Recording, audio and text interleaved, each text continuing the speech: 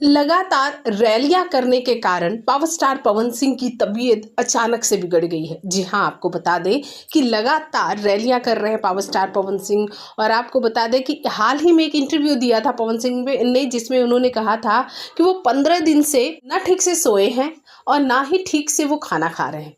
इस समय जिस तरह का रूटीन है पवन सिंह का, वो रात को भी रैली करने के लिए निकल जा रहे हैं, प्रचार प्रसार कर रहे हैं, जी तोड़ मेहनत कर रहे हैं, साथ ही दिन में तपती धूप में लोगों के बीच जा रहे हैं, उनकी समस्याओं को सुन रहे हैं। और इस वजह से डिहाइड्रेशन का शिकार हो गए पावर स्टार पवन सिंह। और उनके होटल में डॉक्टर आए, उनकी चेकअप किए, अभी उनकी तबीयत बेहतर है, लेकिन हो सकता है 1 या 2 दिन पावर स्टार पवन सिंह प्रचार ना करें। ऐसे में डॉक्टर ने उन्हें रेस्ट करने को कहा है, लेकिन पावर स्टार पवन सिंह के जानने वाले लोग ये कह रहे हैं कि पवन सिंह आराम के मूड में बिल्कुल भी नहीं है।